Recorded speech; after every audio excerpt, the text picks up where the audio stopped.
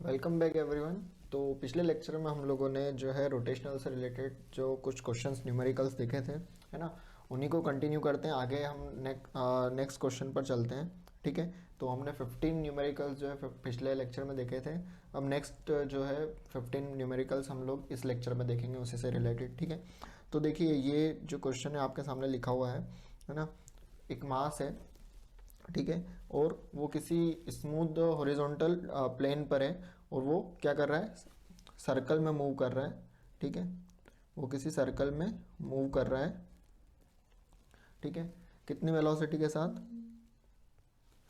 v not, है ना, और इस सर्कल की रेडियस क्या है, r नॉट है। ठीक है, मास जो है किसी स्ट्रिंग से अटैच्ड है। ठीक है, और ये स्ट्रिंग एक होल में से इस तरह से पास की हुई है। ठीक है, the tension in the string is increase gradually, है ना।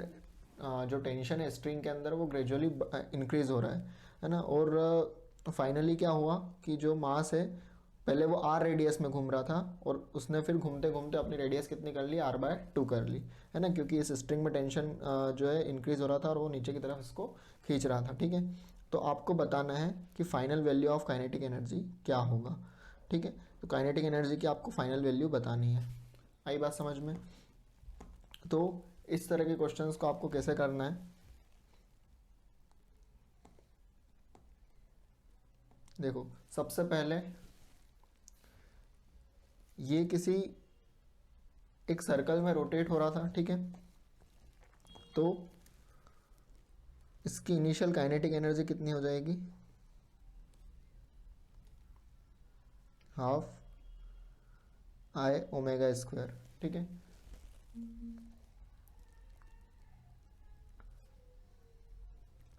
आई कितना हो जाएगा इसका, m r0 स्क्वायर। ओमेगा क्या होती है, v/r। Omega is equal to v/r। v is equal to हम लिखते हैं ओमेगा r, तो v0/r0 हो जाएगी। ठीक है, तो इनिशियल काइनेटिक एनर्जी तो उसकी कितनी हो जाती है, हाफ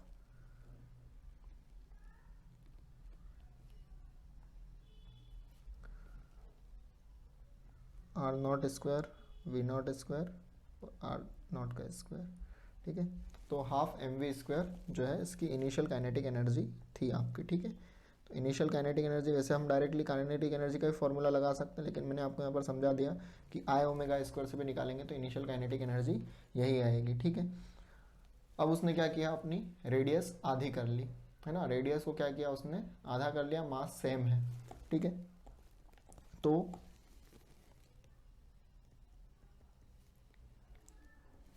अगर रेडियस को आधा कर लिया उसने, तो अब इस फॉर्मूले से क्या डायरेक्टली हम इसकी काइनेटिक एनर्जी पता कर सकते हैं, क्या नहीं कर सकते हैं आपको। अच्छा, रेडियस के चेंज करने से क्या होगा, मोमेंट ऑफ इनर्शिया चेंज हो जाएगा। ठीक है, तो आपको लिखना पड़ेगा I2। अब मोमेंट ऑफ इनर्शिया चेंज हुआ है तो ओमेगा भी चेंज होगी, तो ओमेगा 2 का स्क्वायर। ठीक है, अब ये कैसे निकालेंगे, I2 ओमेगा 2।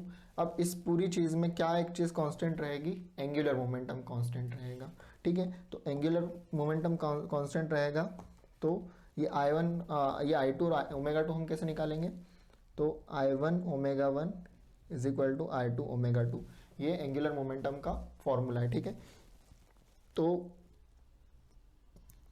I1 कितना था, m r0 स्क्वायर, है ना। ओमेगा कितनी थी, v0/r0। ठीक है,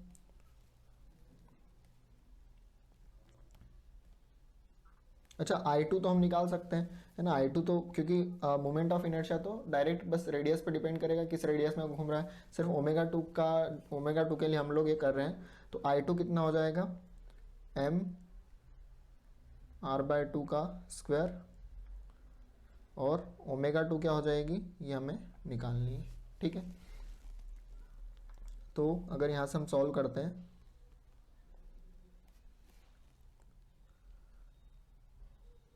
r0 to v0/r0, r naught का स्क्वायर बाय 4, ठीक है, is equal to into omega 2। R naught square से आर नॉट स्क्वायर कैंसिल हो जाएगा, तो 4v0 by r not omega 2। इसका मतलब 4 omega 1 is equal to omega 2, ठीक है। तो अब वो हम यहाँ पर रख सकते हैं। तो हाफ आई की जगह क्या रखेंगे, I2 की जगह I2 हो जाएगा m r square by m r naught square by 4। Omega 2 क्या हो जाएगा, 4v0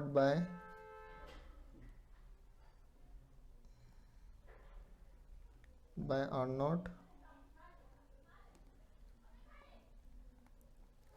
का होल स्क्वायर, ठीक है। अगर इसको सॉल्व करेंगे तो m r naught square by 8 into 16v0 by r naught को स्क्वायर, ठीक है, ये आ जाएगा।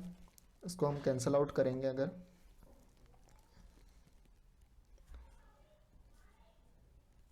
तो आ जाएगा हमारा 2mv0 स्क्वायर, ठीक है। देखते हैं ऑप्शन सी वाला ऑप्शन हमारा करेक्ट है। जो काइनेटिक एनर्जी इसकी हो जाएगी फाइनल वाली, वो क्या हो जाएगी, 2mv0 स्क्वायर, ठीक है। तो 2mv0 स्क्वायर जो है इसकी फाइनल काइनेटिक एनर्जी है। इसका मतलब क्या है कि आपको एंगुलर मोमेंटम के बारे में अच्छे से पढ़ना है ना। एंगुलर मोमेंटम से क्वेश्चन सॉल्व हो जाएगा, ठीक है। इजी क्वेश्चन था, ज़्यादा कुछ करना नहीं था आपको, सिर्फ क्या ध्यान रखना है, I1 omega 1 is equal to I2 omega 2, ठीक है। नेक्स्ट क्वेश्चन पर चलते हैं।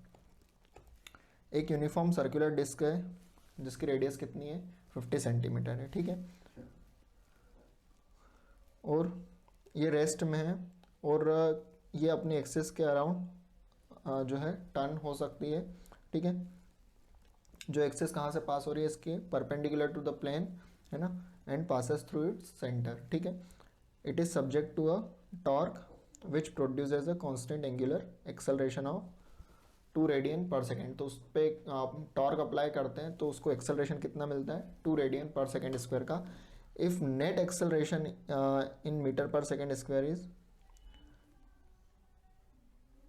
Eight the end of 2 second is approximately. आपको इसका क्या बताना है, नेट एक्सेलरेशन बताना है। कब बताना है, eight the end of 2 second, 2 second torque apply करने के बाद इसका नेट एक्सेलरेशन जो है कितना होगा, आपको ये बताना है इस क्वेश्चन के अंदर, ठीक है। तो कैसे सॉल्व करेंगे इसको हम लोग,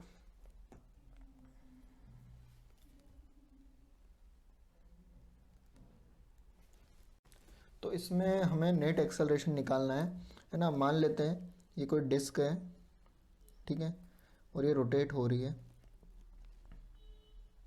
ठीक है, इस तरह से। और मान लीजिए कोई हमने पेरीफेरी पे एक पॉइंट मान लिया जिसका हमें नेट एक्सेलरेशन निकालना है। अब जब भी रोटेटरी मोशन होगा, है ना, तो एक तो इस पॉइंट को क्या लगेगा, एक तो इसको लगेगा टेंजेंशियल एक्सेलरेशन, ठीक है, और एक इसको लगता है सेंट्रीपिटल एक्सेलरेशन, ठीक है। तो 2 एक्सेलरेशन यहाँ पर इसको लगेंगे, एक टेंजेंशियल एक्सेलरेशन लगेगा, एक सेंट्रीपिटल एक्सेलरेशन लगेगा। और नेट जो आपका एक्सेलरेशन रहेगा वो रिजल्टेंट रहेगा टेंजेंशियल का और सेंट्रीपिटल का, ठीक है। 80 यहाँ पर क्या है आपका टेंजेंशियल एक्सेलरेशन। अब टेंजेंशियल एक्सेलरेशन को कैसे निकालेंगे हम लोग, यहाँ पर टेंजेंशियल एक्सेलरेशन कैसे निकालेंगे, तो टेंजेंशियल एक्सेलरेशन हम निकालेंगे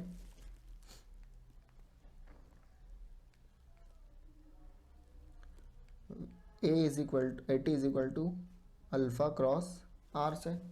अल्फा आपको कितना दिया है, 2 रेडियन पर सेकेंड, आर कितना दिया है 50 into 10 to the power -2, 50 centimetre दिया है, तो हमने इसको मीटर में कन्वर्ट किया, तो आपका AT जो है वो कितना हो जाएगा 1 मीटर पर सेकेंड स्क्वायर, ठीक है। अब AC कैसे निकालोगे, AC क्या है यहाँ पर सेंट्रीपिटल एक्सेलरेशन, ठीक है, सेंट्रीपिटल एक्सेलरेशन है। एसी को कैसे कैलकुलेट करोगे, तो एसी का फॉर्मूला होगा ओमेगा स्क्वायर इंटू आर। अब ओमेगा कैसे लेके आएंगे, तो उसने बोला है देखो कि जो यूनिफॉर्म डिस्क थी आपकी वो कैसी थी, पहले वो रेस्ट में थी, ठीक है, यूनिफॉर्म जो डिस्क है वो रेस्ट में है, ठीक है, और वो 2 रेडियन से स्टार्ट होती है और 2 सेकंड के बाद। तो यहाँ पर टाइम दिया है आपको, एंगुलर एक्सेलरेशन दिया है, तो हम उससे क्या कर सकते हैं, यहाँ पर हमारी एंगुलर वेलोसिटी निकाल सकते हैं। तो फॉर्मूला क्या लगेगा, ओमेगा इज इक्वल टू, मैंने बताया था आपको, omega 2 is equal to initial omega plus alpha t, ठीक है। तो इनिशियल ओमेगा तो 0 है, क्यों, क्योंकि रेस्ट से स्टार्ट हो रहा है, तो ये 0 हो जाएगा, है ना। और ओमेगा जो आपको निकालना है यहाँ पर वो कितनी आ जाएगी, अल्फ़ा कितना है 2, टाइम कितना है आपका 2, तो ओमेगा आ जाएगी 4 रेडियन पर सेकेंड, ठीक है।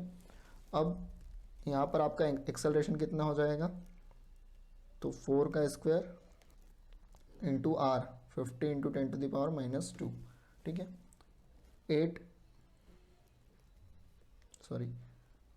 16 इंटू 0.5, ठीक है, तो ये हो जाएगा 8, ठीक है। अब इसका आपको नेट रिजल्टेंट लेना है कि कितना होगा, तो acceleration net will be, tangential कितना आया था 1, सेंट्रीपिटल कितना आया आपका 8। अब 8 के कंपैरिजन में अगर मैं देखूंगा यहाँ पर 8 का अगर मैं स्क्वायर करूंगा तो आपके 8 का स्क्वायर कितना आएगा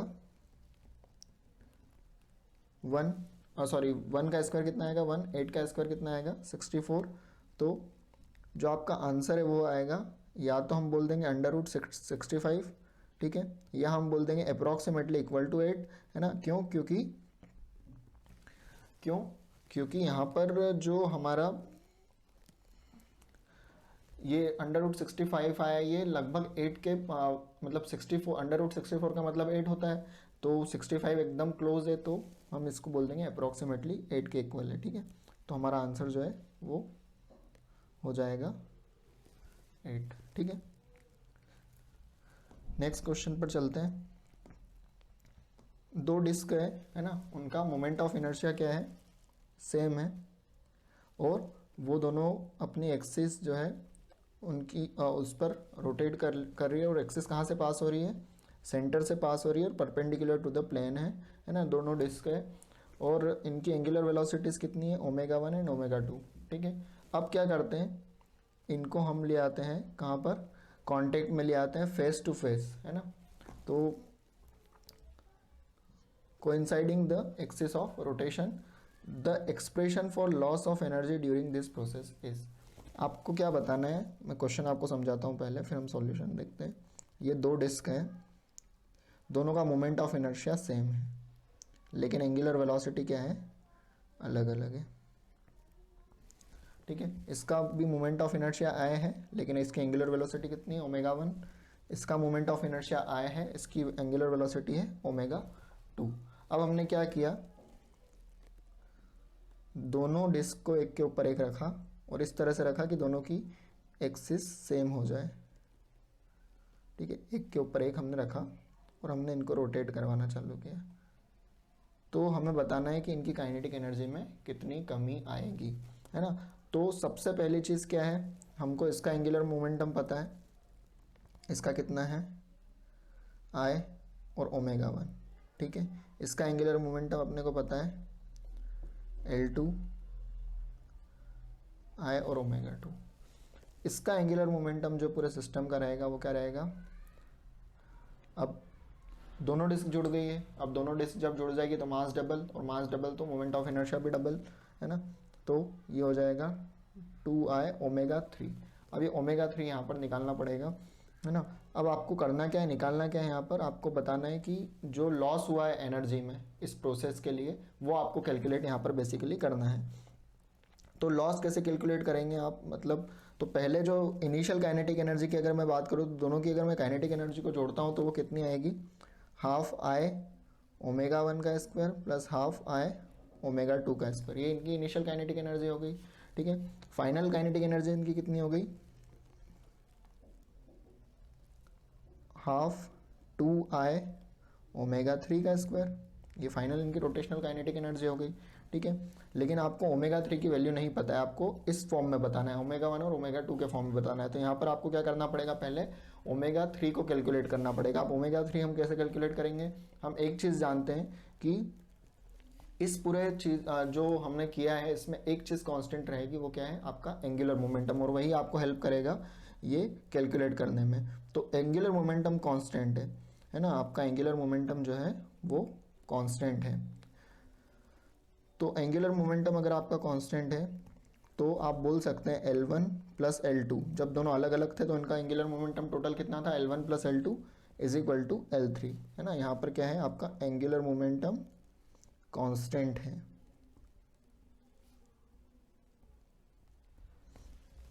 ठीक है, तो i omega 1 plus i omega 2 is equal to 2i omega 3।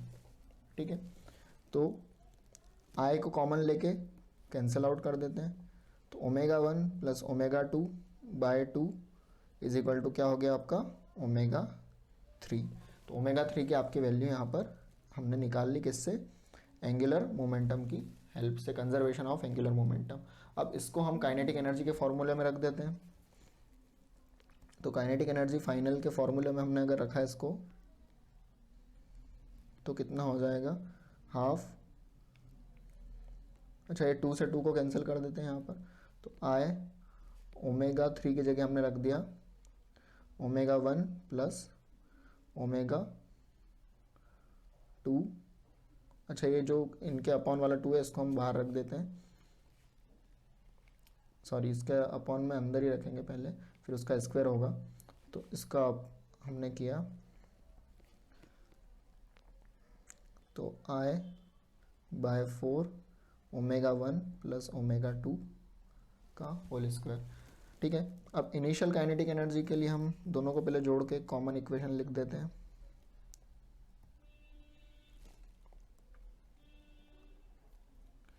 Initial kinetic energy जो थी वो देख लेते हैं कितनी थी, हाफ आई ओमेगा 1 का स्क्वायर प्लस ओमेगा 2 का स्क्वायर। ठीक है, ये आपकी इनिशियल काइनेटिक एनर्जी थी इनकी। ठीक है,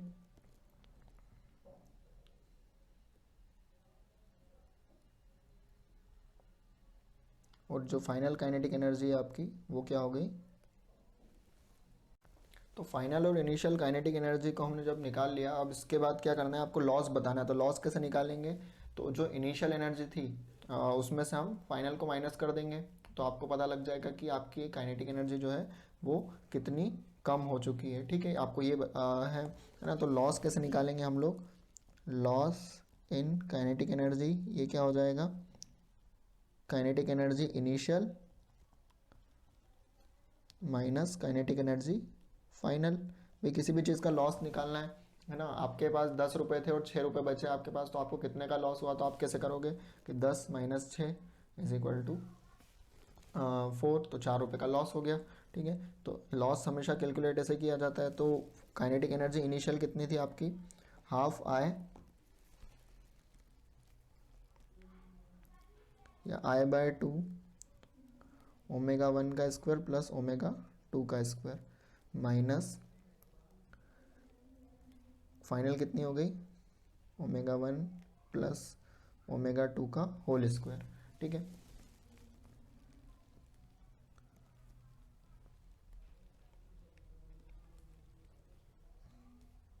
अगर हम इसको ओपन करेंगे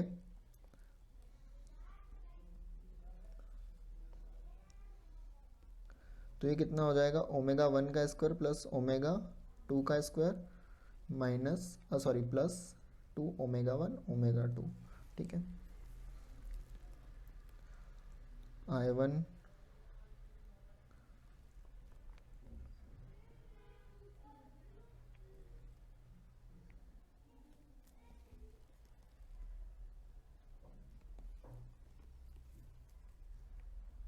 अगर यहाँ से हम पूरे में से I/4 को कॉमन, एक काम करते हैं,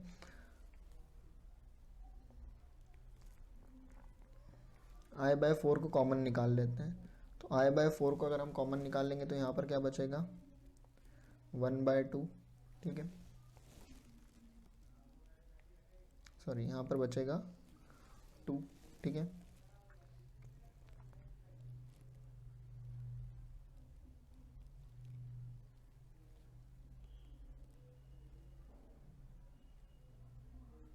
ω1² प्लस ω2², ठीक है, माइनस ω1² माइनस ω2²,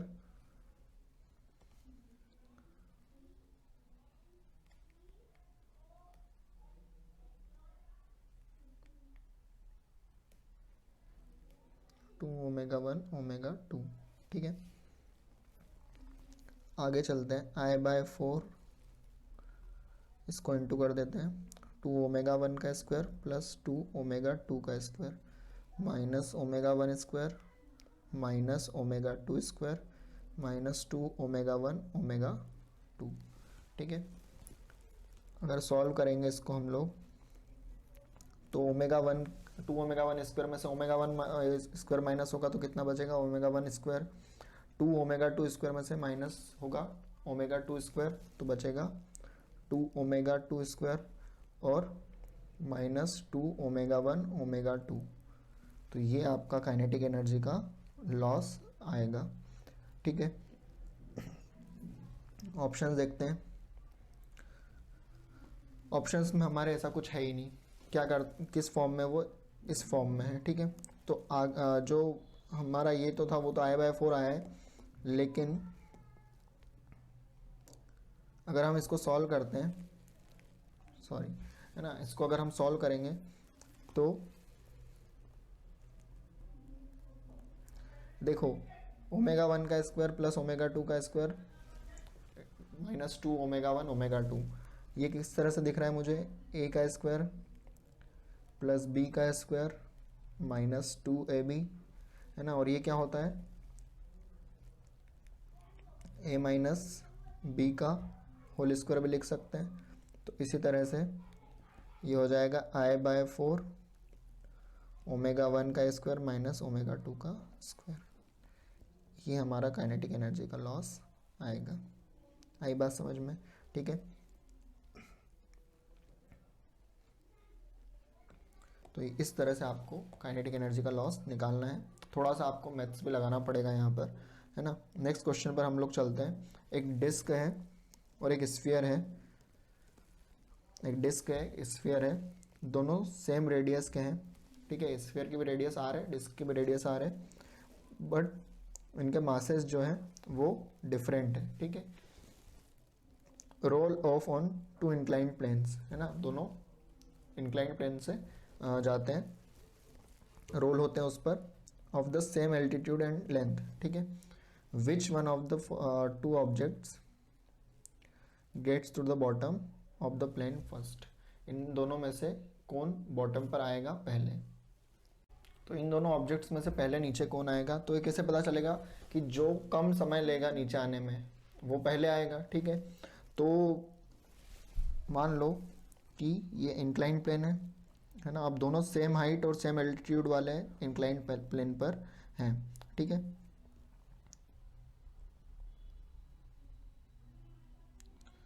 मास डिफरेंट है इनका, रेडियस लेकिन सेम है, ठीक है। तो मैंने आपको जो है रोटेशनल मोशन के लास्ट वाले जो पोर्शन में मैंने आपको ये बताया था, ठीक है, कि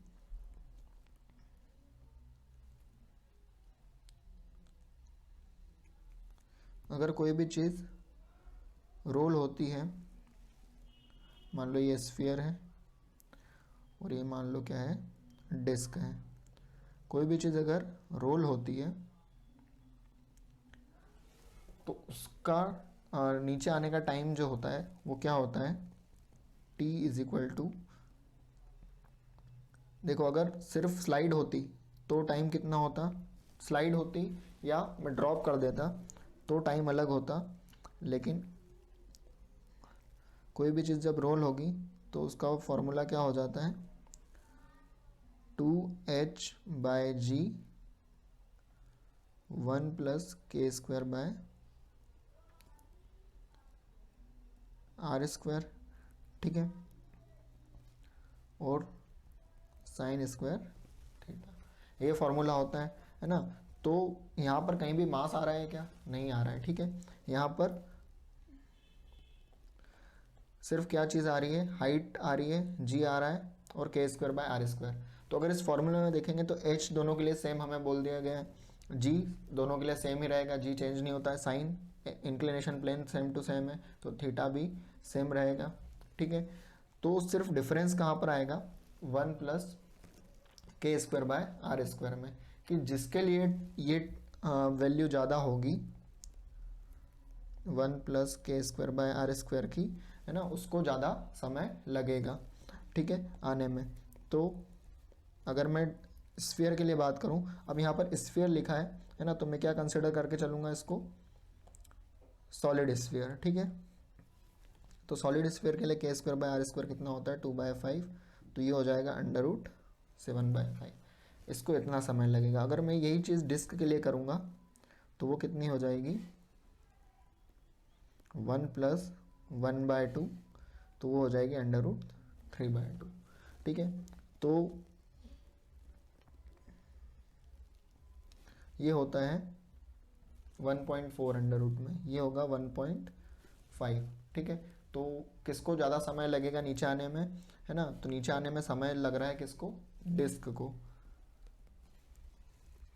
और ये स्फीयर था आपका, ठीक है। तो डिस्क पहले नीचे आएगी, है ना, तो इन दोनों में से जिसको कम समय लगेगा, जिसको कम समय लगेगा वो पहले नीचे आएगा। तो कम समय किसको लग रहा है, स्फीयर को, तो स्फीयर पहले नीचे आएगा, तो आंसर आ जाएगा आपका स्फीयर, ठीक है।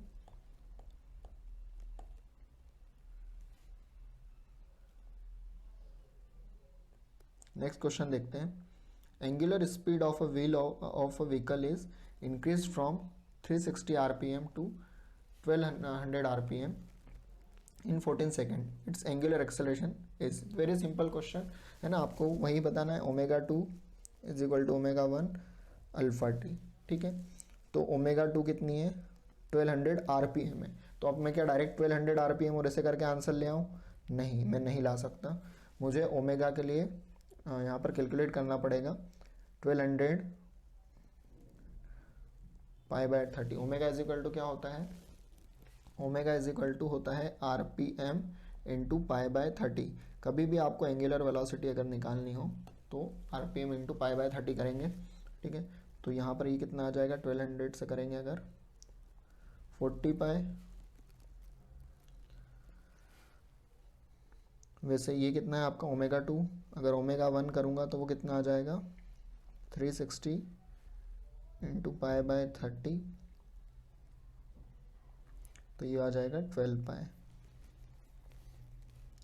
तो 40 π 12 π alpha × 14,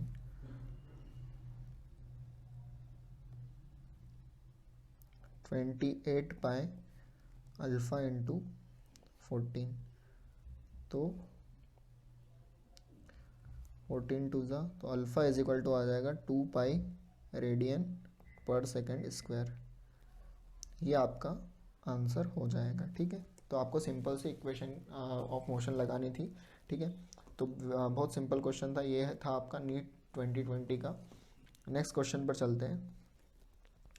from a disc of radius r and mass m, a circular hole of diameter r whose rim passes through the center is cut, है ना, कोई डिस्क है, ठीक है, ये डिस्क है, इसका मास कितना है, m है, और इसकी रेडियस कितनी है, r है, ठीक है। उसमें से क्या किया,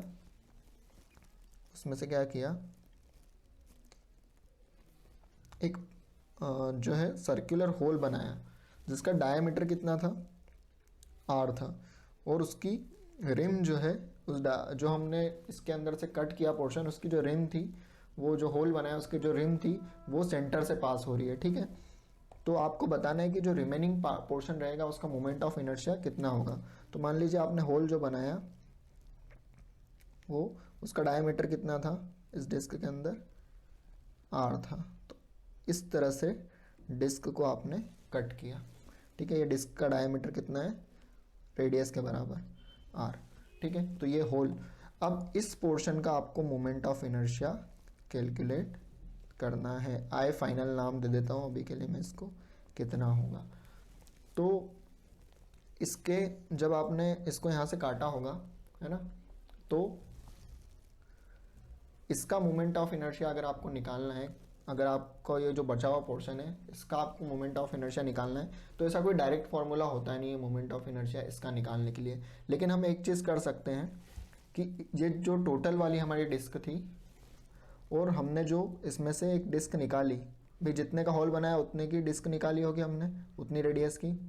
मान लिया इसका स्मॉल एम मास है, अभी मास हमको दिया नहीं है कि कितने मास की डिस्क निकाली, तो मैंने बोल दिया स्मॉल एम इसका मास है, ठीक है।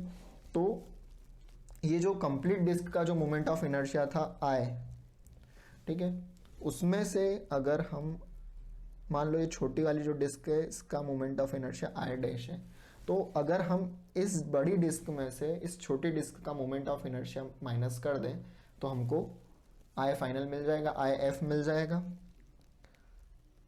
ठीक है। तो आई एफ जो है वो आपका क्या हो जाएगा, आई माइनस आई डैश, ठीक है। तो आपकी जो बची हुई डिस्क है उसको क्या करो, उसका अगर मोमेंट ऑफ इनर्शिया निकालना है, हमें डायरेक्ट फॉर्मूला तो नहीं पता है लेकिन हमें इसका पता कर सकते हैं हम लोग, पूरी डिस्क का जो पहले थी और जो आपने काट कर निकाल ली उसका हम मोमेंट ऑफ इनर्शिया पता कर सकते हैं। और उन दोनों में से अगर इसके मोमेंट ऑफ इनर्शिया में से इसका मोमेंट ऑफ इनर्शिया माइनस कर देंगे, आई में से आई डैश को अगर माइनस कर देंगे तो हमें आई एफ मिल जाएगा। अब देखते हैं इसका मोमेंट ऑफ इनर्शिया कितना होगा। तो हमारा जो आई है वो कितना होगा, आई था हमारा एम आर स्क्वायर बाय 2, ठीक है। रेडियस आर थी, मास एम था, ठीक है। लेकिन आई डैश अगर मैं बोलूँ, अब आई डैश के लिए दो चीज़ें हैं। ये जो डिस्क आपने यहाँ से निकाली है तो एक्सिस ऑफ रोटेशन कौन सी थी, वो ये थी, ठीक है। इस एक्सिस से पास हो रहा था और रोटेट कर रही थी डिस्क, ठीक है, पासेस थ्रू द सेंटर, है ना। अब जो है आपको निकालना है रिमेनिंग पार्ट का disc about a perpendicular axis passing through the centre, मतलब यहाँ से एक्सिस पास हो रही हो वहाँ मोमेंट ऑफ इनर्शिया निकालना है। तो इस वाले डिस्क के लिए तो एक्सिस कौन सी होगी, वो यही होगी, passing from the centre and perpendicular to the plane. तो क्रॉस बना के मैंने बता दिया कि एक्सिस जो है वो क्या है, परपेंडिकुलर टू द प्लेन है और सेंटर से पास हो रही है। लेकिन इसके लिए वही डिस्क, इस डिस्क के लिए वही एक्सिस क्या हो जाएगी, ये वाली, इसकी तो रिम से पास हो रही है और मतलब इसकी जो पेरिफेरल पॉइंट है वहाँ से पास हो रही है इसकी पेरीफेरी से, और परपेंडिकुलर है इसके प्लेन के, तो परपेंडिकुलर के लिए मैंने ये इसकी पेरीफेरी पर क्या बना दिया, क्रॉस बना दिया। तो इसका आई डैश कितना हो जाएगा,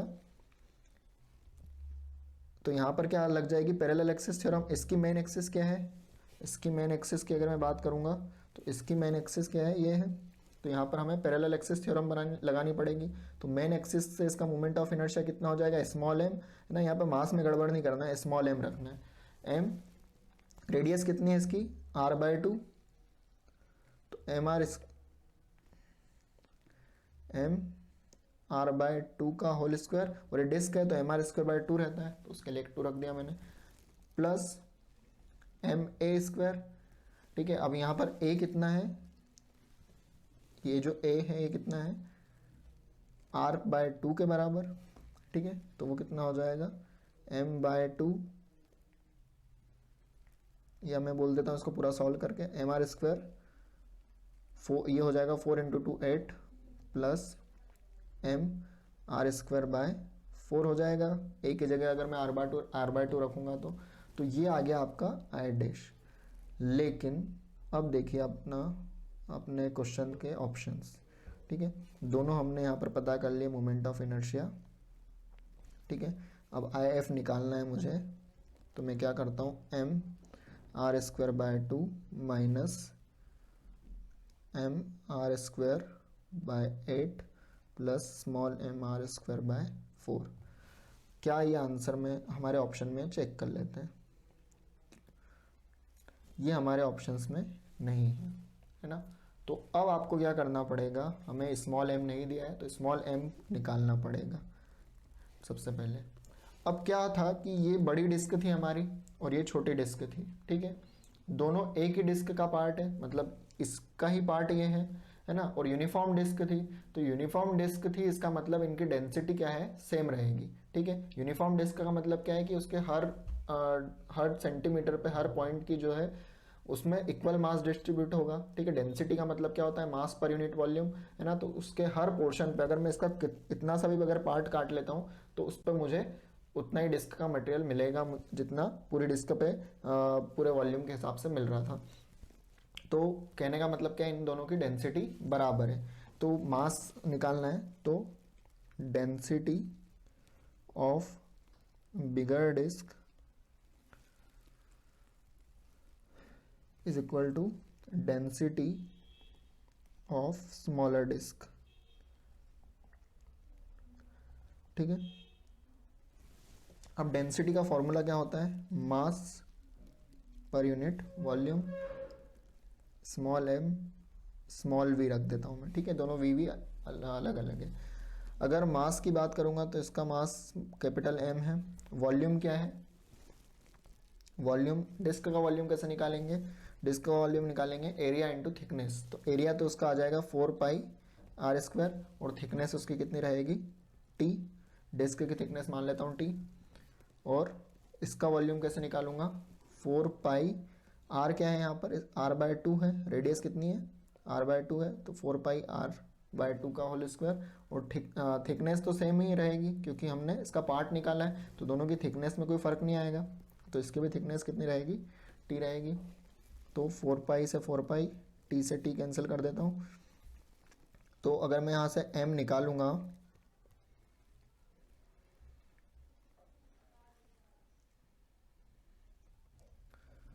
तो मेरा स्मॉल m आएगा m/4। अगर आप इसको सॉल्व करोगे r²/4 हो जाएगा ये, है ना। तो r से r को कैंसिल करके, है ना, 4 को ऊपर ले जाके और यहाँ पर लेके आएंगे तो आपका जो स्मॉल m आएगा वो कितना निकलेगा, m/4। अब स्मॉल m आपका निकल गया m/4। तो अब स्मॉल m को इस जो स्मॉल m की वैल्यू है इसको हम हमारे इसमें रखेंगे, ठीक है। तो पहले लिख लेते हैं यहाँ पर IF इज इक्वल टू क्या था, mr²/2 माइनस m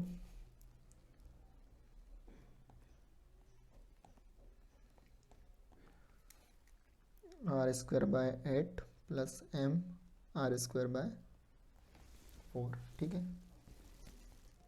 रखते हैं इसको, m की जगह हम क्या रखेंगे, स्मॉल m की जगह m/4।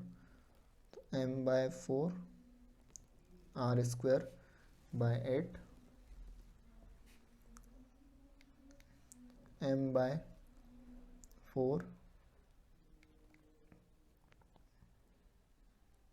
r²/4, ठीक है। इसको सॉल्व करते हैं, पूरे में से mr² हमने कॉमन ले लिया है, ठीक है। तो अंदर बचा 1/2 माइनस, इसको पहले सॉल्व कर लेते हैं, ये कितना बचेगा 1/32।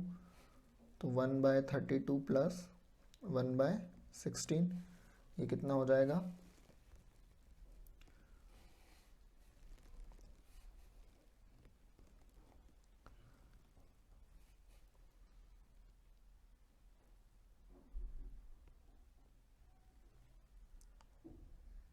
48/32 इंटू 16, ठीक है। आगे सॉल्व करते हैं, mr²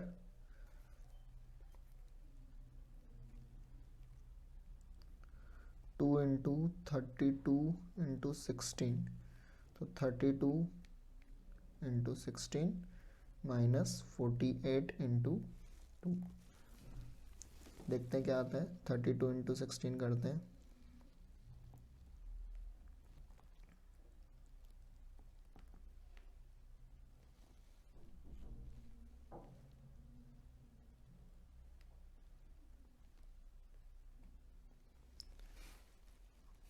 512 minus 96 upon 2 into 32 into 16, ठीक है, mr²। 96 को माइनस कर दो 512 में से,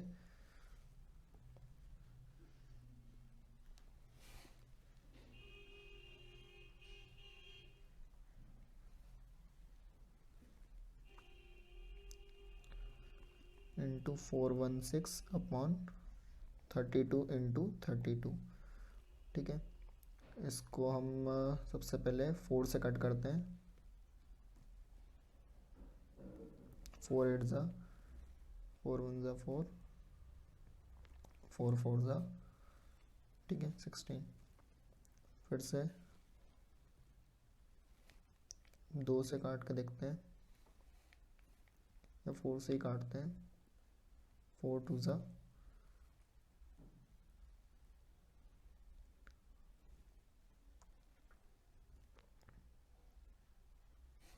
फिर से 2 से काटते हैं, 13।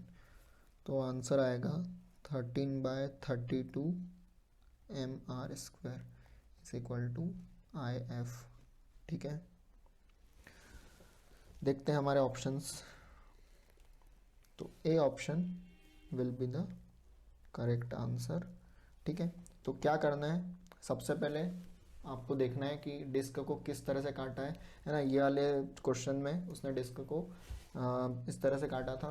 फिर आपको क्या करना है, जो आपकी इनिशियल डिस्क थी आपको उसका मोमेंट ऑफ इनर्शिया निकालना है।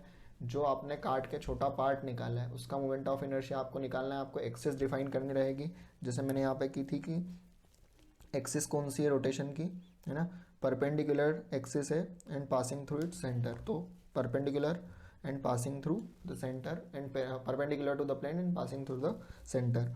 तो सेम एक्सिस पे हमने जो हमारी डिस्क काटी है उसका भी हम मोमेंट ऑफ इनर्शिया निकाल लेते हैं, है ना।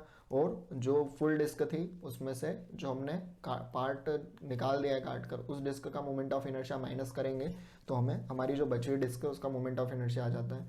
यहाँ पर सबसे बड़ा चैलेंज क्या आता है कि आपने जो डिस्क काट कर रिमूव की है वो उसका मास आपको पता नहीं होता है, ठीक है। तो आपको उसका मास कैलकुलेट करना होता है। कैसे करते हैं हम लोग, डेंसिटी से, डेंसिटी दोनों की इक्वल होगी, है ना। तो मास बाय वॉल्यूम रखते हैं और स्मॉल m कैलकुलेट करके और फाइनल इस तरह से कैलकुलेशन कर लेते हैं। तो इस तरह के क्वेश्चंस में, है ना, देखो ये नीट 2016 का है, ठीक है। तो इस तरह के क्वेश्चंस में आपको थोड़ा सा टाइम लगता है, लेकिन आपको बहुत ज़्यादा प्रिकॉशंस रखने होते हैं, बहुत ज़्यादा इन क्वेश्चंस को आपको सावधानी से करना होता है। आप अगर छोटा सा 2 भी मिस कर दोगे तो पूरा आंसर क्वेश्चन आपको फिर से करना पड़ जाएगा और टाइम बहुत ज़्यादा कंज्यूम हो जाएगा। तो आप इनिशियल जब आप इस क्वेश्चन को जब इनिशिएट करते हो तब से ही आपको एक एक चीज़ सोच कर रखना है कि ये डिस्क है तो इसका मोमेंट ऑफ इनर्शिया आप mr² रखेंगे। इस तरह से आपको हर चीज़ अगर सोच के रखेंगे तो ये क्वेश्चन बहुत ईजिली सॉल्व हो जाएगा, ठीक है। तो नेक्स्ट क्वेश्चन पर चलते हैं। नेक्स्ट क्वेश्चन इसी तरह का है, पर इसमें थोड़ा सा डिफरेंस क्या है मैं बता देता हूँ। यहाँ पर जो डिस्क है आपकी, है ना, उसकी रेडियस कितनी है, r है, और डिफरेंस क्या है, यहाँ पर मास 9m है, ठीक है। ये आपको ध्यान रखना है। Small disc of radius r/3। अब यहाँ पर डिस्क की रेडियस r/3 है, वो रिमूव कर देते हैं हम लोग यहाँ से। The moment of inertia of remaining disk about an axis perpendicular to the plane of disk is passing through O is, ठीक है। तो ये क्वेश्चन जो है इस सेम टू सेम जैसा अभी हमने किया है वैसे ही करना है आपको। सिर्फ यहाँ पर चेंज क्या हो रहा है, यहाँ पर चेंज हो रहा है आपका रेडियस और डिस्क का मास, ठीक है। डिस्क का मास अब कितना हो गया, 9m। तो मैंने आपको इस पैटर्न का एक क्वेश्चन बताया, तो मैं चाहता हूँ कि इस क्वेश्चन को जो है आप खुद से सॉल्व करें, जिससे क्या है कि आपका एक बार रिवीजन हो जाएगा। और अगर आपसे नहीं बनता है क्वेश्चन इन केस, तो जो प्रैक्टिस मॉड्यूल है ना, उसमें क्वेश्चन है ये practice module of rotational motion, उसमें आपको इसका सॉल्यूशन अवेलेबल है, तो आप वहाँ से इसका सॉल्यूशन रेफ़र कर सकते हैं, ठीक है। तो आप पहले इसको करके देखिए। मैंने इसलिए यहाँ पर एक क्वेश्चन को रखा है, इसका स्पेशल रीज़न ये है कि जस्ट नेक्स्ट जो है आपको इस तरह का क्वेश्चन मिले ताकि आपकी प्रैक्टिस हो जाए, है ना। तो मैंने आपको एक बता दिया, आप इसका वीडियो ढंग से देखेंगे और उसके बाद इसको सॉल्व करेंगे। अगर आपको नहीं बनता है इन केस तो आप इसका जो सॉल्यूशन है वो वहाँ से रेफ़र करेंगे, ठीक है। नेक्स्ट चलते हैं।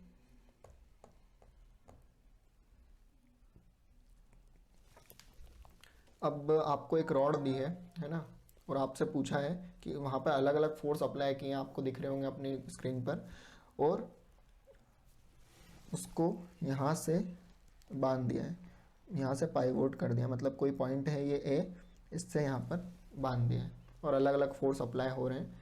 तो आपको टॉर्क बताना है कि नेट टॉर्क क्या होगा, टोटल टॉर्क आपको बताना है। तो जब भी हम टॉर्क कैलकुलेट करते हैं, है ना, तो टॉर्क का सबसे पहले फॉर्मूला देखते हैं। टॉर्क होता है आर क्रॉस एफ, या हम टॉर्क को लिख सकते हैं आर एफ साइन थीटा, ठीक है। तो सबसे पहली चीज़, है ना, ये आपको पता होना चाहिए। अब अगर हम इस डायग्राम पर ध्यान दें, है ना, तो एक्सिस ऑफ रोटेशन जो है आपकी ये हो गई, ठीक है। इस एक्सिस पे आपकी रॉड रोटेट होगी क्योंकि हमने एक जगह से क्या हुआ, उसको फिक्स कर दिया, पाइवोट कर दिया है ए पॉइंट पर, है ना। तो एक्सिस ऑफ रोटेशन आपकी ये हो गई, ठीक है। अब फोर्स क्या है आपको ये देखना है, और आर कितनी रहेगी ये देखना है, और उसी बेसिस पे टॉर्क कैलकुलेट होगा। तो यहाँ पर कुछ फोर्स नॉर्मली लग रहे हैं, कुछ एंगल पर लग रहे हैं, ठीक है। तो अगर मैं यहाँ पर इसका एक डायग्राम बना लेता हूँ,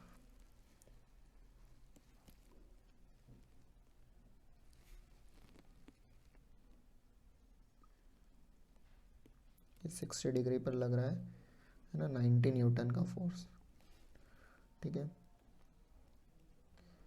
60 न्यूटन नीचे की तरफ लग रहा है,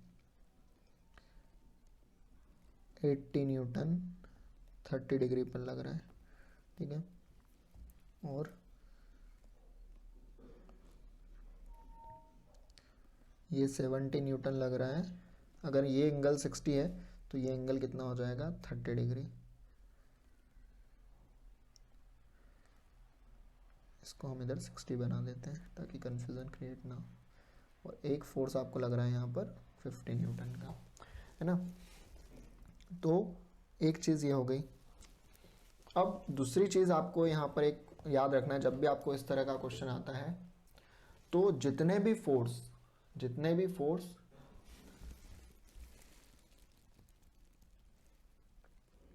पैरेलल टू आर होंगे वो will not produce any torque. सबसे पहला पॉइंट आपको क्या ध्यान में रखना है,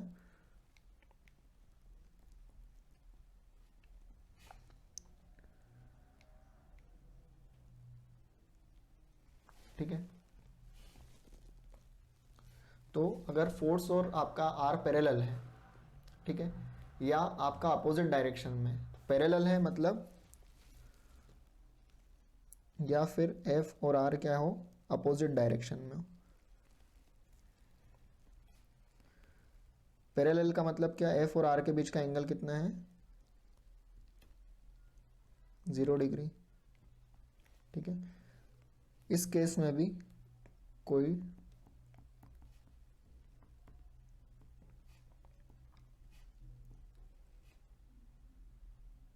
ठीक है, तो ये दोनों केस में कोई टॉर्क नहीं रहेगा। यहाँ पर एंगल कितना हो जाएगा आपका, 180 डिग्री। तो अगर फोर्स और आर अपोजिट हो या मतलब पैरेलल हो, दोनों केस में टॉर्क नहीं, तो वैसे फोर्स सारे टॉर्क प्रोड्यूस नहीं करेंगे। अब आपकी एक्सिस ऑफ रोटेशन तो कौन सी हो गई, एक्सिस ऑफ रोटेशन ये हो गई, ठीक है। अब मान लो इस 90 डिग्री को मैं क्या करता हूँ, डिवाइड करूँगा दोनों फोर्सेस में, इसके आप कंपोनेंट्स करते हैं, जितने भी एंगल वाले फोर्स है उनके आपको सबसे पहले क्या करना है, कंपोनेंट्स करना है। तो ये कितना हो जाएगा, 90 साइन थीटा, ये 90 कॉस थीटा। अगर इस फोर्स की बात करूँगा तो ये तो किस पे है, आर के, ये वाला फोर्स आर के क्या है, पैरेलल है, या जो बोलूँगा अपोजिट डायरेक्शन में, तो ये कोई भी रोटेशन प्रोड्यूस नहीं करेगा। रही बात इसकी, तो इस केस में अब भाई जो टॉर्क है आपका वो तो दो चीज़ों से बनता है, आर और एफ, है ना। पर ये वाला फोर्स तो जस्ट एक्सिस ऑफ रोटेशन वाले पॉइंट पे ही लग रहा है ना, एक्सिस पे ही जो फोर्स लग रहा है। तो इसमें इस केस में जो है आर कितनी हो रही है, 0 हो रही है भाई। फोर्स अगर मैं इसके कंपोनेंट करूं, अच्छा ये वाली जो पूरी डिस्टेंस है ये कितनी है आपकी, 3 मीटर, ठीक है। ये डिस्टेंस आपको दी है 3 मीटर, ये वाली दी है डिस्टेंस आपको 1.5 मीटर, और ये भी बोला है आपको 1.5 मीटर, ठीक है। ये डायग्राम में आप देख सकते हैं। तो अगर मान लो मैं इस फोर्स का कंपोनेंट करता हूं, तो ये हो जाएगा 80 साइन 30, और ये हो जाएगा 80 कॉस 30, ठीक है। अब मैं बोलूँगा ये वाला लाइन, ये वाला तो फोर्स जो है वो किस पर है, एक्सिस पर है, जो रोटेशन की एक्सिस है, जो आर के साथ पैरेलल है। तो यहाँ पर तो ये वाला जो फोर्स है ये तो कोई टॉर्क नहीं बनाएगा, ये फोर्स भी कोई टॉर्क नहीं बनाएगा, लेकिन ये फोर्स और ये फोर्स ये दोनों बना सकते थे, लेकिन ये क्यों नहीं बनाएगा, इसका रीज़न क्या है, क्योंकि इसकी डिस्टेंस, इस फोर्स की डिस्टेंस कहाँ है, इस पॉइंट पे आपने इस रॉड को बांध रखा है, और फोर्स अगर आप यहीं लगाओगे तो इसका टॉर्क में कोई योगदान रहेगा क्या, है ना। जैसे मैं आपको एग्जांपल देता हूँ डोर का, जैसे मैंने आपको समझाया था कि डोर को हम ओपन करते हैं, तो मान लो डोर की एक्सिस ऑफ रोटेशन ये है, और हम हैंडल यहाँ लगाते हैं, इससे जितना एक्सिस से दूर हो सकता है टॉर्क लगाने के लिए। अगर मैं डोर को इस पॉइंट पर ही अप्लाई, इस हैंडल को अगर पॉइंट पे लगा दूंगा, तो क्या ये कर पाएगा, नहीं कर पाएगा। तो एक्सिस ऑफ रोटेशन पे जो फोर्स लगाया वो क्या है, किसी काम का नहीं है। तो ये फोर्स इसलिए किसी काम का नहीं है। आगे चलते हैं, इस फोर्स को हम लोग करते हैं, तो ये जिसके साथ एंगल बना वो कौन सा होता है कंपोनेंट, कॉस का, तो 70 कॉस 60, ठीक है। और एक हमारा फोर्स ये जो है ये नीचे की साइड है 60 न्यूटन, ठीक है। तो हम एक एक फोर्स को उसके डायरेक्शन के हिसाब से रखेंगे, और जो भी प्लस माइनस करके सॉल्व करेंगे। तो ये वाला फोर्स, ये वाला फोर्स, ये वाला फोर्स, अच्छा ये 50 न्यूटन का भी कोई सेंस नहीं बनता है, क्योंकि ये भी एक्सिस पर है, तो ये भी सिर्फ आपको कंफ्यूज करने के लिए दिया है ज़्यादा से ज़्यादा फोर्स। तो ये वाला जो फोर्स है आपका, ये भी किसी काम का नहीं रहेगा यहाँ पर, ठीक है। तो सॉल्व करते हैं इसको हम लोग। तो नेट टॉर्क जो है आपका, नेट टॉर्क कितना हो जाएगा, देखो सबसे पहले आपका एक फोर्स लग रहा है 60 और 80 दोनों अपोजिट में है ना। तो हम इनको पहले सॉल्व कर लेते हैं। 80 साइन थीटा का मतलब कितना हो जाएगा, 80 इंटू 1/2 मतलब 40 न्यूटन। तो 40 न्यूटन और 60 न्यूटन दो वेक्टर अपोजिट डायरेक्शन में, तो नेट फोर्स आपका किधर की तरफ आएगा, नीचे की तरफ आएगा, वो भी कितना आएगा 20 न्यूटन। तो नेट फोर्स एक आपकी रॉड पे आ रहा है 20 न्यूटन, और वो कहाँ पर आ रहा है, जस्ट सेंटर पर नीचे की तरफ, ठीक है। एक फोर्स जो है आपका किधर आ रहा है,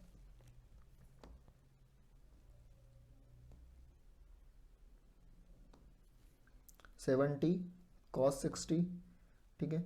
या मैं आपको ऐसा पूरा लिख देता हूँ यहाँ पर, एक जो है 70 कॉस 60 आ रहा है आपका ऊपर की तरफ।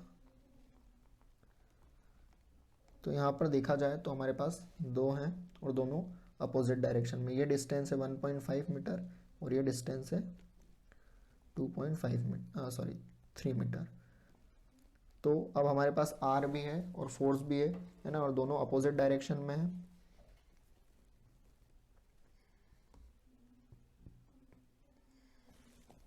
दोनों क्या है, अपोजिट डायरेक्शन में। तो हमारा सॉल्यूशन बहुत इजी हो गया। करना क्या है, आर एफ है ना, आर क्रॉस एफ ही करना है, तो आर और एफ का इंटू करना है सीधा सीधा।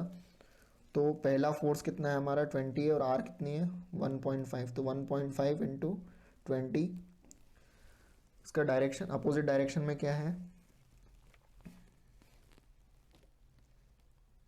70 का फोर्स है आपका, और वो कितनी डिस्टेंस पे, आर कितनी है 3, और 70 कॉस 60। अब कॉस 60 कितना होता है 1/2, ठीक है। 40 30 माइनस ये हो जाएगा 35, तो 35 इंटू 3 कितना हो जाता है 105, ठीक है। तो 105। अब 105 में से आप 30 माइनस कर दो तो कितना बचेगा 70, ठीक है। तो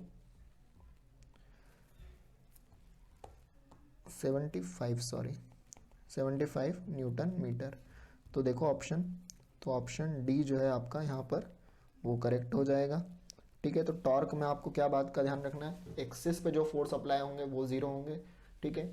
अगर आपने जस्ट जिस एंड से बांध रखा है तो वहाँ पर सारे परपेंडिकुलर फोर्स भी जीरो हो जाएंगे। अगर आप वहीं फोर्स लगा रहे हो, सिर्फ कौन से फोर्स कैलकुलेट किए जाएंगे, जिनका एंगल 0 और 180 ना हो वो, और जो एंड ऑफ पाइवोट से कुछ दूरी पर अप्लाई किया जाए, ठीक है। अगर मैं इधर ही इसको, जैसे ये रॉड है और मैंने जहाँ इसको यहाँ से पकड़ रखा है तो ये ए पॉइंट हो गया, अगर मैं इसको यहीं फोर्स लगाऊंगा तो कुछ मतलब है कि रॉड घूमेगी क्या, नहीं घूमेगी। अगर इसका रोटेशन करवाना है मुझे, इसका रोटेशन अगर करवाना है तो मुझे, मैं इस पॉइंट पे लगाऊं, इस पॉइंट पे लगाऊं। अच्छा, मैं जो फोर्स इसको आगे या पीछे वाला, मतलब जो एक्सिस पे इसके फोर्स लगाऊं, या तो मैं इसको इधर खींचूं या इधर खींचूं, तो टॉर्क लगेगा क्या, टॉर्क किस केस में लगेगा, या तो मैं इसको ऐसा फोर्स लगाऊं या मैं इसको ऐसा फोर्स लगाऊं, है ना, यहाँ पे फोर्स लगाऊं, तब जाके ये रॉड घूमेगी। अभी तो मैंने इसको पकड़ रखा है, लेकिन मान लीजिए कि मैंने इसको यहाँ पर इस तरह से पाइवोट कर रखा है, ठीक है।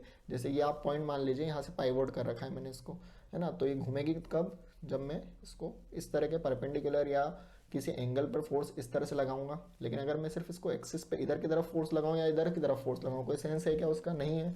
तो टॉर्क में आपको यही देखना है, ठीक है। नेक्स्ट क्वेश्चन पर चलते हैं।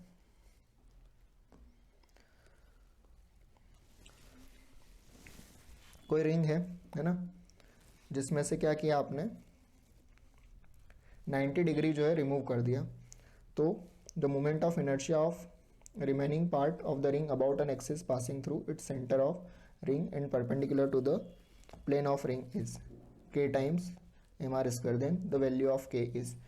तो इस तरह के क्वेश्चंस में आपको क्या करना है, आपको ये रिंग दी हुई है ना, ये यूनिफॉर्म रिंग है एक, इसमें से क्या किया 90 डिग्री के एंगल के बराबर एक रिंग निकाल दी। तो अगर कोई भी रिंग है तो उसमें 4 90 डिग्री के एंगल होते हैं, ठीक है। पूरी रिंग कितने की होती है, 360 की होती है। पूरी रिंग कितने की होती है, 360 की, और उसमें से हमने क्या किया 90 डिग्री को निकाल दिया, है ना। मतलब 4 पार्ट हो सकते हैं, तो आपने मास भी उसमें से कितना रिमूव कर दिया, 5/4 मास रिमूव कर दिया, ठीक है। तो इसका मोमेंट ऑफ इनर्शिया कितना हो जाएगा, तो हम क्या मानते हैं यहाँ पर, कंप्लीट रिंग इसको मान लेंगे, और ये बचा हुआ मास कितना हो जाएगा, अगर ये मास m था, इसमें से आपने m/4 को निकाल दिया, तो रिमेनिंग मास कितना हो जाएगा 3m/4। तो मोमेंट ऑफ इनर्शिया कितना हो जाएगा इसका, रिंग है तो सिंपल m-r², m- कितना था आपका 3m/4 और r², है ना। और आपका आई, मैं इसको आई डैश नाम दे देता हूँ बच्चे, और आई इनिशियल कितना रहा होगा जब ये रिंग पूरी रही होगी, पूरा मास और mr²। तो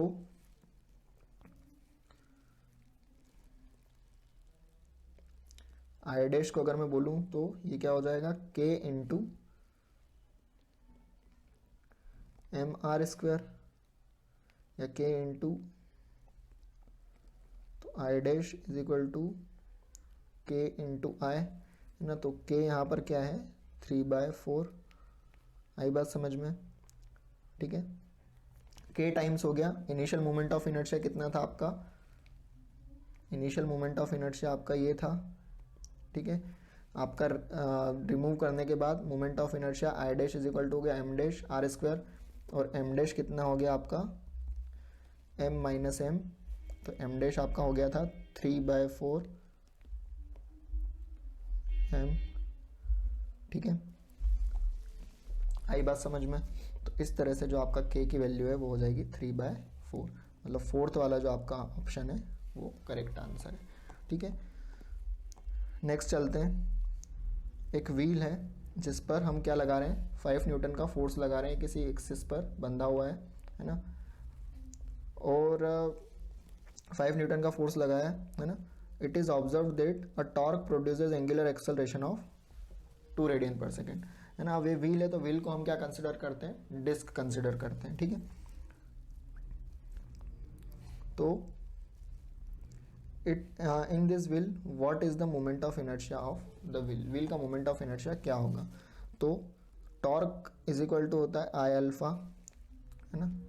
और अभी हमको यहाँ पर फोर्स दिया है तो टॉर्क तो दिया नहीं है, तो एफ आर इंटू एफ भी होता है is equal to I alpha. R हमको दिया हुआ है, कितना दिया हुआ है 10 सेंटीमीटर, ठीक है।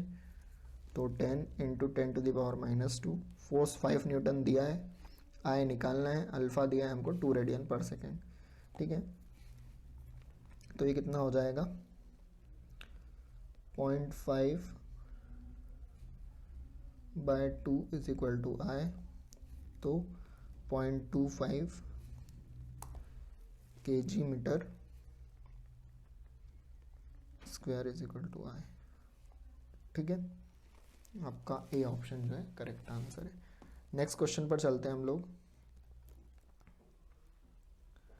अ force of 4i minus 5j plus 3k acting upon a point r1, the torque acting about a point r2 will be, है ना। तो यहाँ पर आपको इस केस में क्या करना है, इस केस में हमेशा आपको जब टॉर्क निकालने को कहा जाए तो आप एक चीज़ करेंगे, r क्रॉस f। लेकिन यहाँ पर आपको एक ही सिर्फ आपको यहाँ पर r नहीं दिया है, आपको 2 r दिए हैं, ठीक है। तो इस तरह के केसेस में हमें क्या करना पड़ता है, r नेट निकालना पड़ता है। और r नेट क्या होता है ना, ये जो आपने r क्रॉस f लिखा है, r नेट क्रॉस f, ठीक है। तो r नेट क्या हो जाएगा, r1 माइनस r2 होता है, ठीक है। तो आप इस तरह के क्वेश्चन में ध्यान रखेंगे, है ना। r1 क्या होगा, है ना, जहाँ पर फोर्स एक्ट कर रहा है, और r2 क्या होगा, जिस पॉइंट पर टॉर्क पूछा होगा, ठीक है। तो जिस पॉइंट पर टॉर्क पूछा है वो क्या, उसकी पोजीशन क्या हो जाएगी r2, और जिस पॉइंट पर फोर्स अप्लाई होता है वो r1 होगा। तो r1 माइनस r2 करके आप r नेट निकालेंगे, है ना। तो अगर r1 माइनस r2 करते हैं हम लोग तो वो क्या हो जाएगा, i plus 2j plus 3k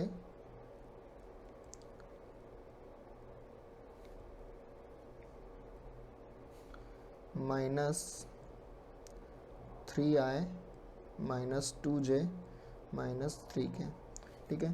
तो i को i के साथ माइनस करेंगे, j को j के साथ और k को k के साथ। तो i plus 2j plus 3k minus 3i, ये माइनस का इंटू हो जाएगा, प्लस 2j प्लस 3k, ठीक है।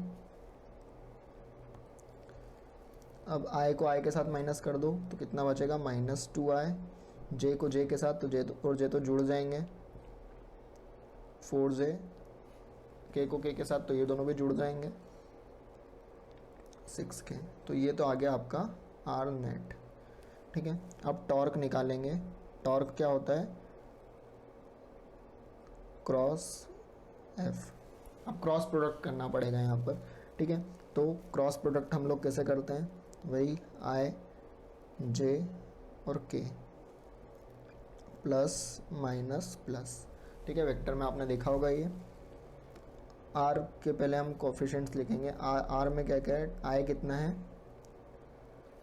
2 है, सॉरी -2 है, j में 4 है और k में 6 है। अगर f की बात करें तो f कितना है, f में i कितना है 4, j कितना है -5 और k कितना है +3, ठीक है।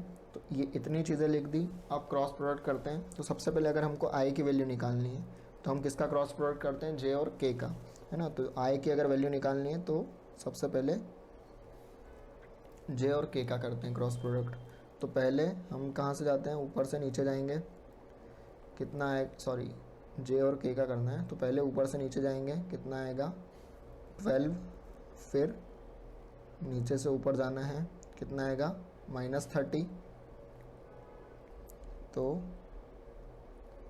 -30 और बीच में आपको क्या लगाना है, माइनस का साइन लगाना है, तो माइनस माइनस क्या हो जाएगा, प्लस हो जाएगा, और ये आंसर क्या आ जाएगा 42 आई।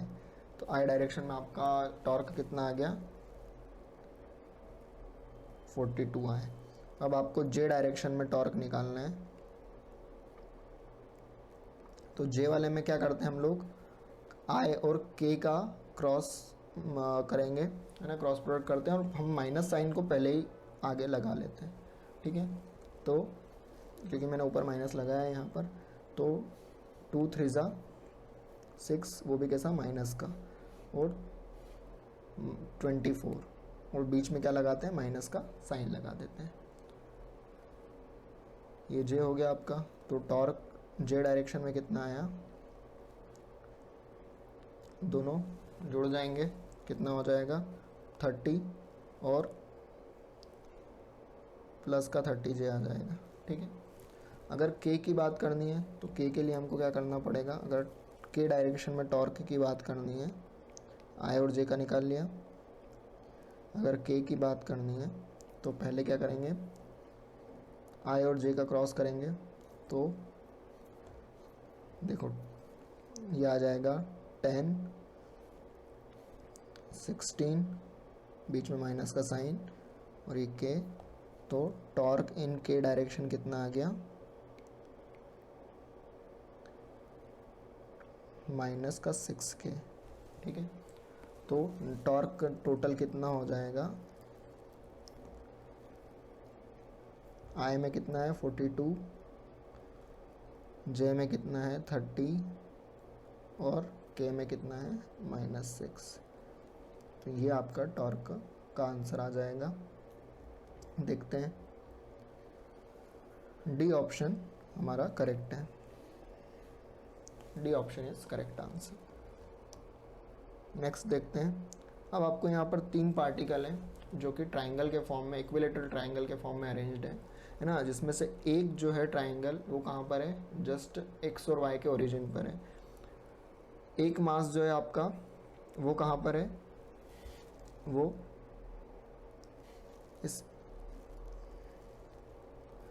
L/2 डिस्टेंस पर है, ठीक है। और एक मास जो है वो आपका y एक्सिस पर है और यहाँ पर प्रेजेंट है, ठीक है।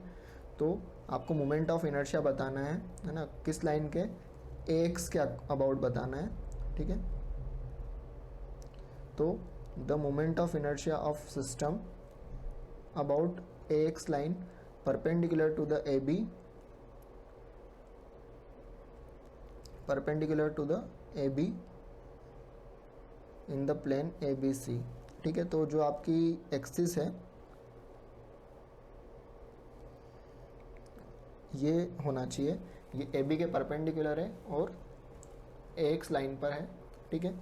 तो इस लाइन के अबाउट आपको क्या बताना है, मोमेंट ऑफ इनर्शिया बताना है, कितना होगा, ठीक है। तो कैसे करेंगे, देखो जहाँ से एक्सिस, ये वाला जो मास था यहाँ से तो एक्सिस पास हो गई, ठीक है।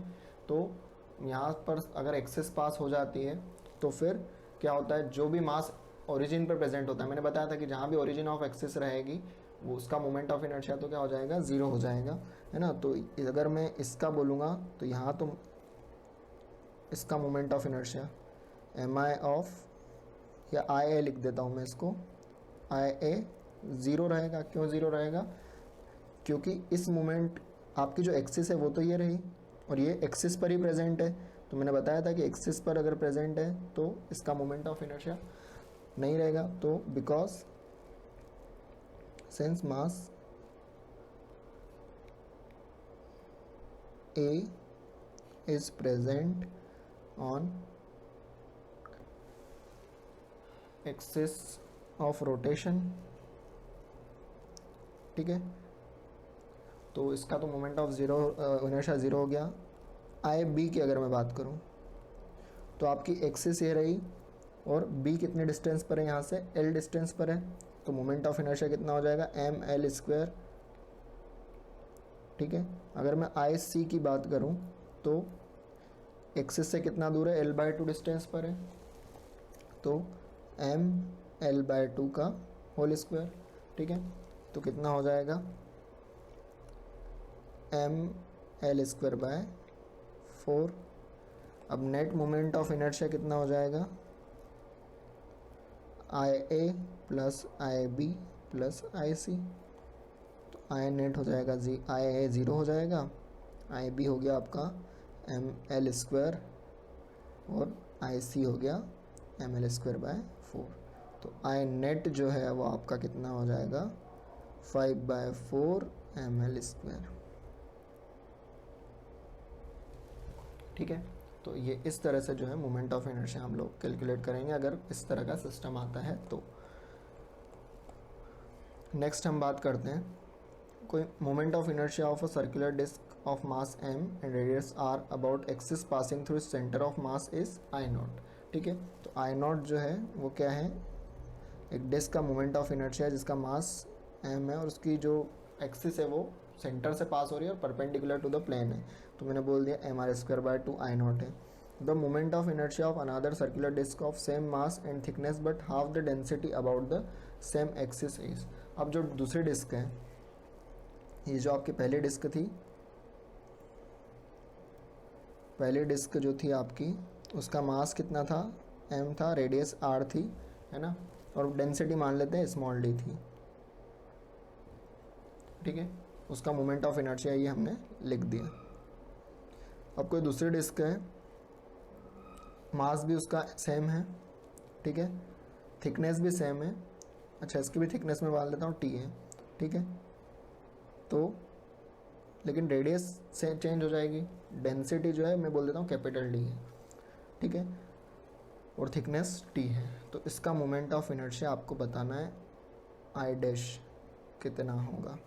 ठीक है, तो कैसे करेंगे, आपको डेंसिटी जो है आधी दी हुई है और इसका एक काम करते हैं, इसको हम d बोलते हैं और इसको स्मॉल d बोलते हैं। तो स्मॉल d जो है वो क्या है, देखो उसने बोला है कि thickness but half the density, density कितनी है, आधी है, तो d/2 है। स्मॉल d क्या है, d/2। ठीक है, तो डेंसिटी आधी है, तो इसकी हमें क्या करना पड़ेगा, सबसे पहले रेडियस निकालनी होगी, है ना। आई डैश तो क्या हो जाएगा m r डैश का स्क्वायर बाय 2। अब r डैश आपको कैलकुलेट करनी है, तो डेंसिटी ये हम जानते हैं। ठीक है, डेंसिटी क्या होती है, मास पर यूनिट वॉल्यूम। तो वॉल्यूम क्या है 4 पाई r डैश का square into thickness is equal to d by density पहली वाले डिस्क की, तो m 4 pi r square into t, और आपका जो ये 2 है यहाँ पर, सब चीज़ें कैंसिल हो जाएगी, सिर्फ बचेगा क्या यहाँ पर r स्क्वायर जो है, तो r डैश स्क्वायर जो है वो किसके बराबर हो रहा है, यहाँ पर 2r स्क्वायर के बराबर हो रहा है। और अगर मैं कहूँ तो r डैश किसके बराबर हो रहा है, √2r के बराबर हो रहा है। ठीक है, मास सेम है, सब कुछ सेम है, सिर्फ आधा क्या हो रहा है यहाँ पर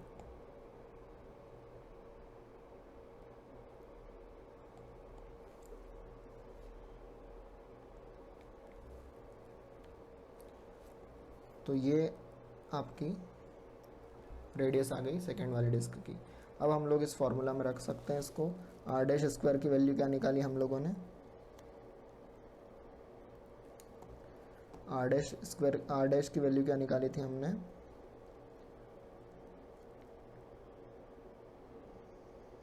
टू आर स्क्वायर बाय 2, पर हमको पता है कि आई नॉट कितना था, mr²/2 था, तो आई डैश कितना हो जाएगा 2i0 हो जाएगा। ठीक है, तो answer D will be the correct answer. ठीक है, नेक्स्ट क्वेश्चन पर हम चलते हैं। ये भी सेम वही क्वेश्चन है, इसमें बस डायग्राम नहीं बनाया हुआ है ना। 9m मास है, r/3 जो है रिमूव कर दिया है, तो वही आपको कहाँ से रेफ़र करना है, रेफ़र प्रैक्टिस मॉड्यूल, ठीक है। प्रैक्टिस मॉड्यूल से आप इसको रेफ़र कर सकते हैं, इसका सॉल्यूशन जो है आपको उसमें दिया हुआ है, ठीक है। आगे चलते हैं। एक यूनिफॉर्म रॉड है जिसकी लेंथ 200 सेंटीमीटर है और मास कितना है 500 ग्राम है। इस balanced on a wedge placed at 40 centimetre mark. A mass of 2 kg is suspended from the rod at 20 centimeter and another unknown mass m is suspended from 160 mark shown in the figure. The value of m such that the rod is in equilibrium. Rod में equilibrium में है, ठीक है। तो जब मैंने torque पढ़ाया था आपको तब बताया था, है ना, कि अगर आप इसको सी सॉ की तरह करते हो कंसिडर, है ना, तो मैंने आपको एग्जांपल दिया था कि ये सी सॉ है, आपका जो झूला होता है, ठीक है। यहाँ पर आपने क्या किया, ये ऊपर नीचे कब होगा, जब दोनों वज़न जो बैठे हुए हैं इस पर वो क्या होंगे, डिफरेंट होंगे। अगर सेम वज़न बैठ जाएंगे तो वो ऑटोमेटिक ये सी सॉ जो है वो बैलेंस हो जाएगा, ठीक है। तो अगर मैंने बताया था आपको, एग्जांपल भी दिया था कि एक मोटा लड़का और एक पतला लड़का है ना, तो अगर ये दोनों सेम टॉर्क अप्लाई करेंगे नीचे की तरफ तो ये इक्विलिब्रियम में आ जाएगा, ठीक है।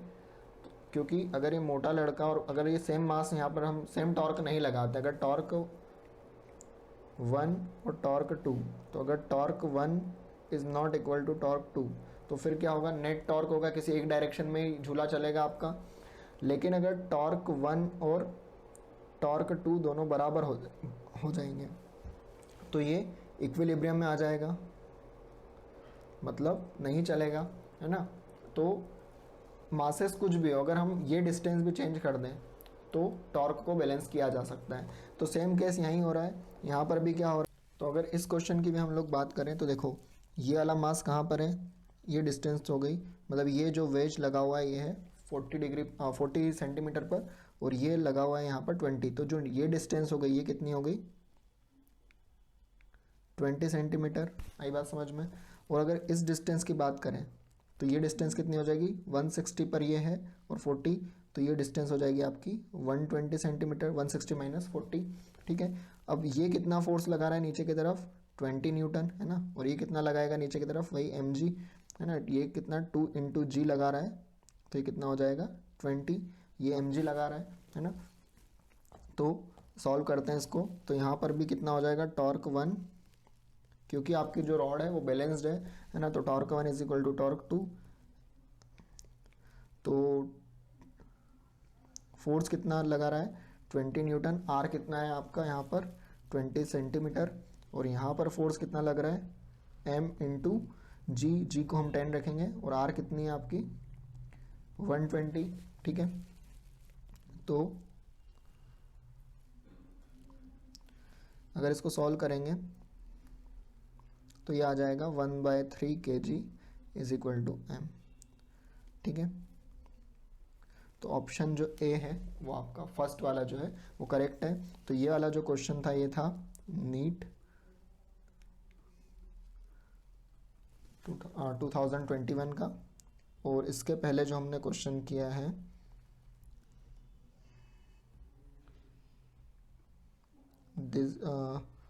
this one, it is also NEET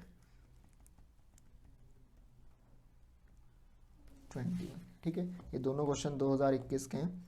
तो ये जो है यहाँ पर हमारे रोटेशनल मोशन के जितने भी क्वेश्चंस हैं मैंने कोशिश की है कि ऑलमोस्ट कवर कर पाऊँ इसमें, और अगर इसमें कुछ क्वेश्चन रह भी गए होंगे तो अगर मुझे लगता है कि हाँ ये करना चाहिए तो फिर मैं उसमें और कवर कर दूंगा। और अगर आपको लगता है कि इनमें जो क्वेश्चंस कवर नहीं हुए और आपको नहीं समझ में आ रहे तो आप डायरेक्ट उसको डाउट सेंड कर सकते हैं। तो thank you so much for listening, have a nice day.